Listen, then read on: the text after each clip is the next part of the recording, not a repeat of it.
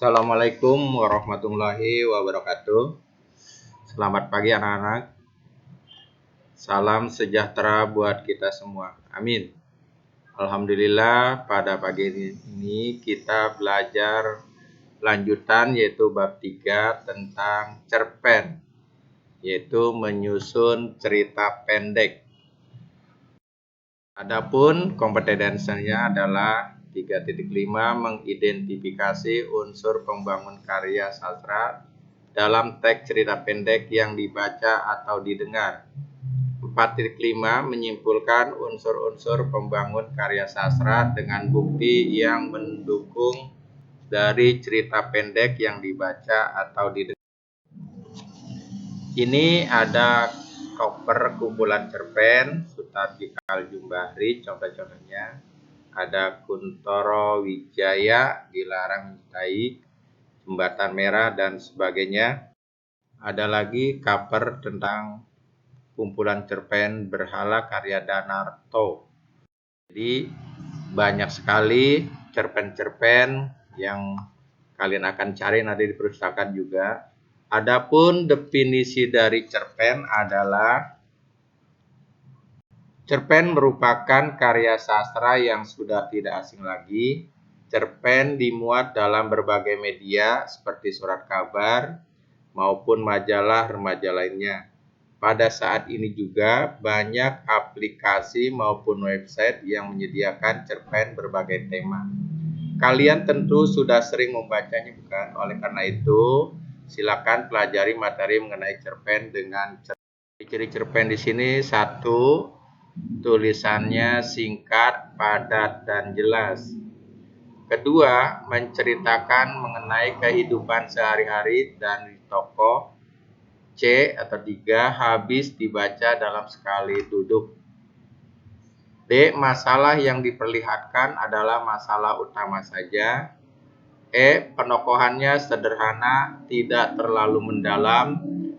F, memberikan kesan mendalam bagi pembacanya. G, alurnya tunggal dan lurus. H, tokoh yang ada mengalami konflik hingga menemukan solusinya. Itu adalah ciri-ciri dari cerpen atau cerita pendek. Selanjutnya di sini cerpen juga banyak didapati. Ya, kalau kamu mau cari, cerpen adalah sebuah cerita singkat yang harus memiliki bagian terpenting, yaitu perkenalan, pertikaian, dan penyelesaiannya. Dalam teori pengkajian fiksi karangan Burhan Nurgiantoro dijelaskan bahwa cerpen adalah sebuah cerita yang selesai dibaca dalam sekali duduk, kira-kira berkisar antara setengah sampai 2 jam. Perbedaan cerita pendek, yaitu cerita pendek berdasarkan panjang pendeknya, berdasarkan tema dan isinya.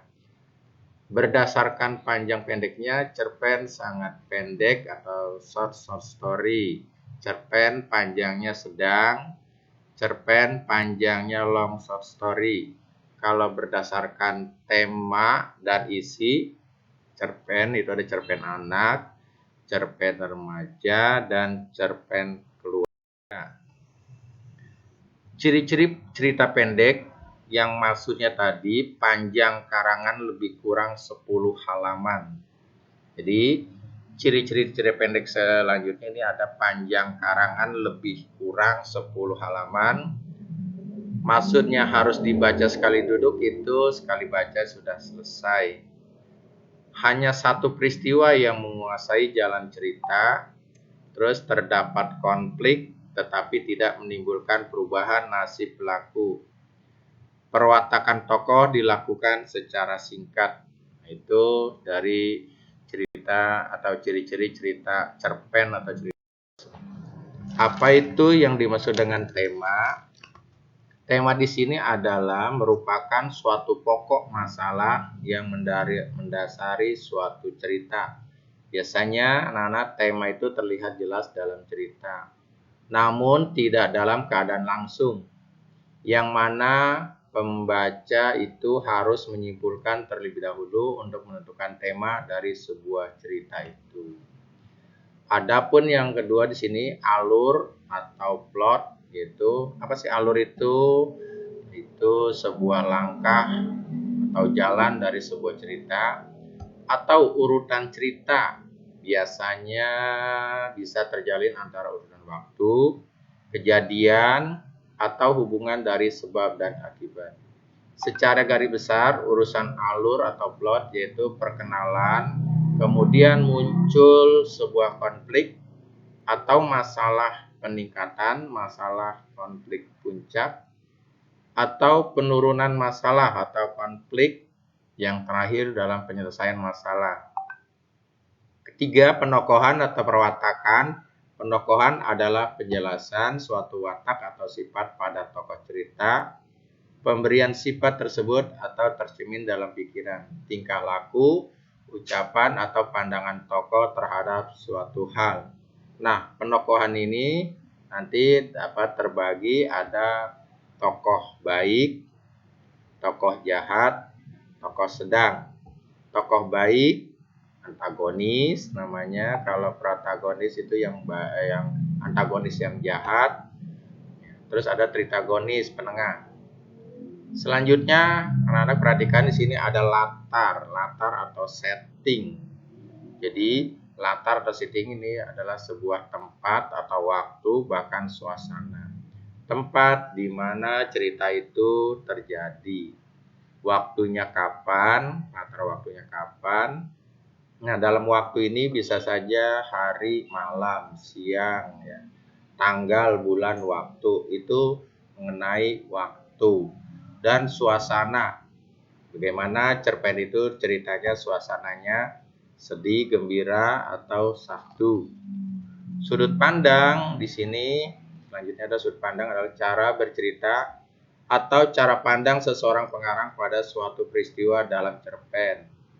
Ini sudut pandang atau objective.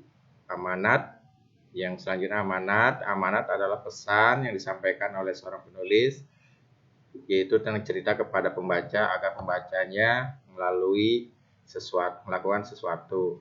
Nah, ini diantaranya adalah unsur-unsur intrinsik, ya, unsur yang membangun karya sastra dari dalam. Jadi ada tema, ada latar, penokohan, sudut pandang, ada plot, ada amanat, dan sebagainya. Demikian dulu ya informasi atau pelajaran kita hari ini tentang cerpen cerita pendek. Mudah-mudahan nanti akan kita lanjutkan lagi pada pertemuan yang akan datang. Sekian dulu. Assalamualaikum warahmatullahi wabarakatuh.